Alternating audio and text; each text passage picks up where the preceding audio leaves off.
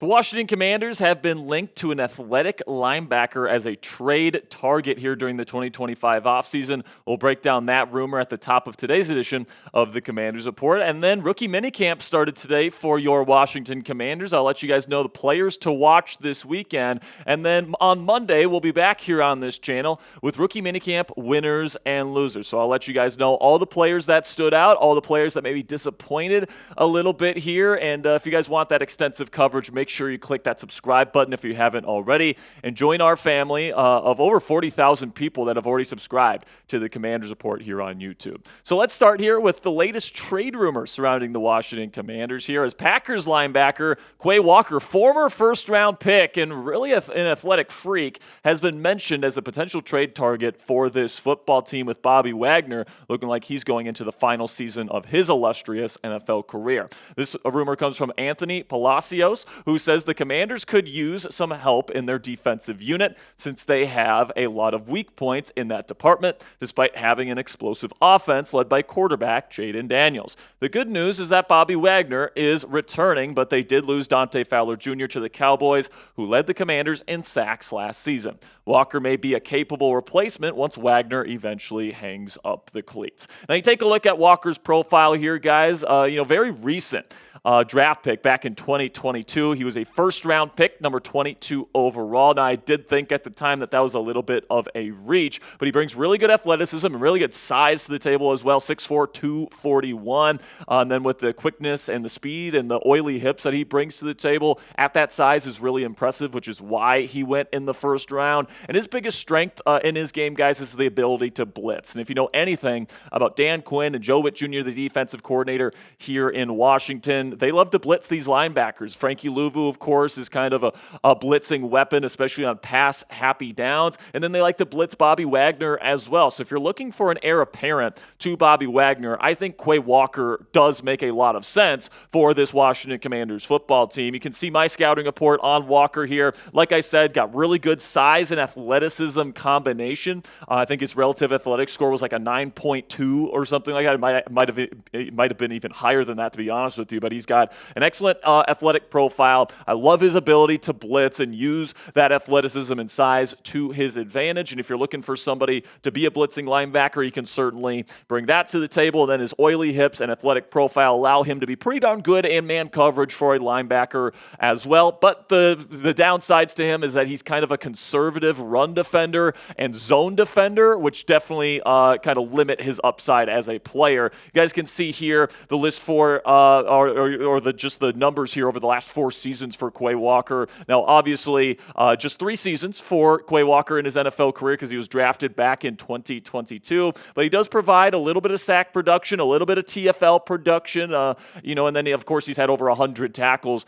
in each of his first 3 seasons in the National Football League. And like I said, guys, I do think that a guy with Walker's profile fits pretty decently here with the Washington Commanders. He's not like a terrible player or anything like that. I think he's more of like a mid-level starter in the National Football League nowadays. He's got really good athleticism, but he was definitely a reach in round 1 by the Green Bay Packers. And if they are looking to let go of him, they did decline his 5th-year option this year. And then they just re-signed Isaiah McDuffie, and they drafted Edgerrin Cooper out of Texas A&M last year. So they might be looking to move him this offseason. And let's face it here, guys, Bobby Wagner is not going to be around forever. He is getting older, and he's definitely at the point of his career where he's at a year-to-year basis, and he's eventually going to hang up the cleats. And besides Frankie Louvu and Bobby Wagner, I don't know how they're feeling about Dominique Hampton as a third linebacker. I don't know how they feel about Jordan McGee and his development. Of course, they just drafted Kane Medrano, but McGee and Medrano are more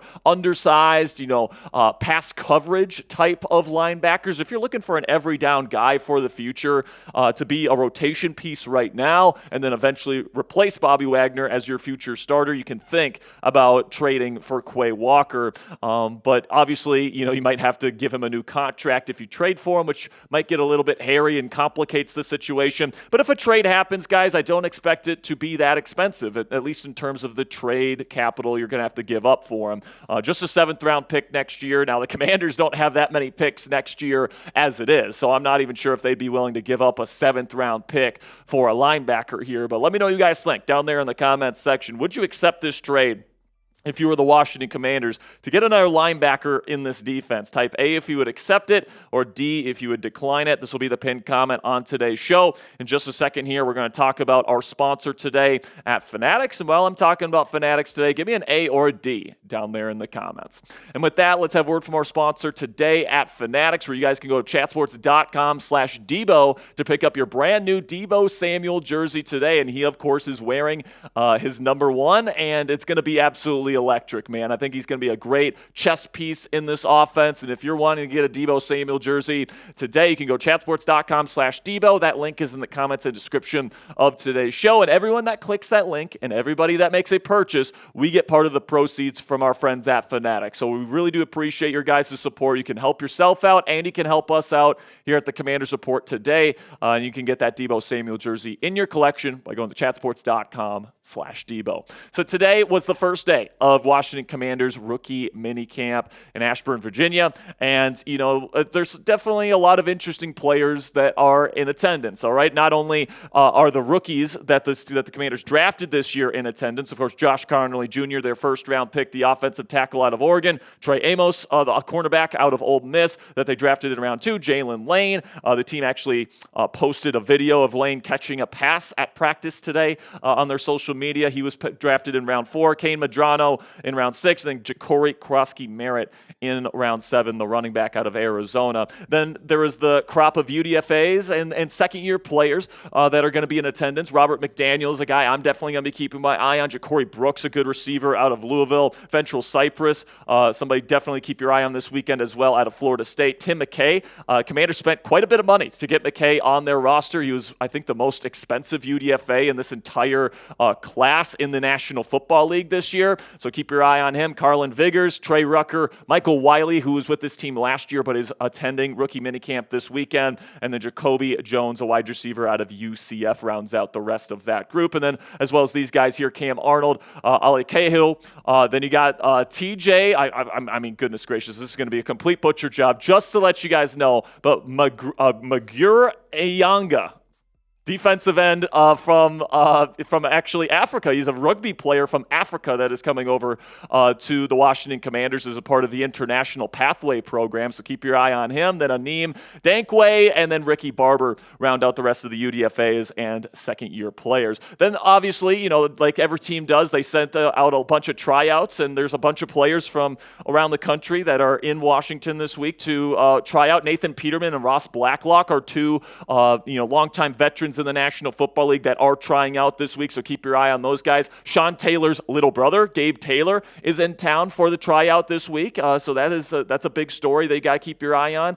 Colin Schlee, Trenton Irvin, and the rest of these guys, we can probably just roll through the rest of the graphics here, that are going to be trying to find themselves on a UDFA contract and on the 90-man roster for the rest of the Commanders offseason, but obviously anybody coming in for a rookie minicamp tryout is probably working an uphill battle to try and make the 90-man roster and survive past this weekend. And most of these guys will not be on the team come Monday morning. Then we get to the players to watch here. 5 players I think you should be watching out for here. First one's Robert McDaniel, the defensive back out of Jackson State, and I'm particularly interested in seeing where they line McDaniel up. Do they put him in the slot? Do they put him at strong safety? Do they put him at edge rusher? He played a little bit of edge rusher there at Jackson State. He's super versatile, so I'm wondering which positions they kind of see him in, and I want to see what the variety of positions they put him in. Do they see him as somebody that can move around the entire defense, or are they going to try to have him specialize in a specific spot? Those are some questions that I'm going to be looking to get some answers to this weekend. He's a very fun player,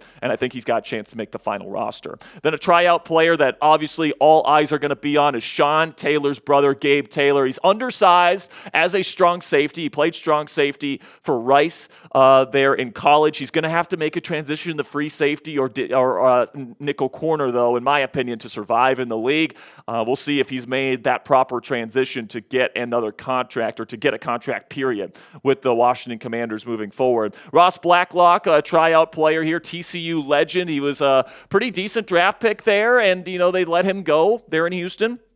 And, he's been known as somebody that's a very powerful player. So, I wouldn't be shocked if he ended up coming away from this weekend with a contract with the Washington Commanders either. Nathan Peterman, if you're looking for somebody that can contribute to the quarterback room, I know you've got, of course, Jaden Daniels and Marcus Mariota and Sam Hartman and Josh Johnson. But if you're looking to add another name to that group, Peterman has been known as somebody that's an excellent person to have in your building to be kind of like almost like a player coach for somebody that is your starter. He's somebody that's seen as somebody that's going to be a good coach when he eventually retires from football. So to add a presence like that might be something the Commanders have their eye on. And then, of course, we're going to talk about the international pathway player here because he is a rugby star from Africa coming over to the United States to try and play football as a defensive end as a UDFA. He is under contract on the 90-man roster right now. Obviously, he doesn't count against the 90 because he's the international pathway player, but he's certainly somebody that's going to be looking to develop into a pretty decent piece for this football team this offseason, and definitely a name I'm going to be watching throughout the offseason program here. So let me know what you guys think down there in the comment section. Will any tryout player for the Washington Commanders this weekend get a contract after this week? If so, which one do you think it's going to be? Or do you think it'll be multiple? Do you think none of these tryout players get a contract with the Commanders? Let me know what you think down there in the comments section, and make sure you click that subscribe button if you haven't already. Really do appreciate all of your guys' support. You guys are the absolute best. Of course, we're going to have more Commanders content coming your way throughout the weekend. We've got a mailbag and another segment coming your way here this weekend. And then on Monday, we have our winners and losers list from rookie minicamp over the weekend. So make sure you click that subscribe button if you haven't already. Really do appreciate your guys' support. And until next time, guys, hail to the Commanders.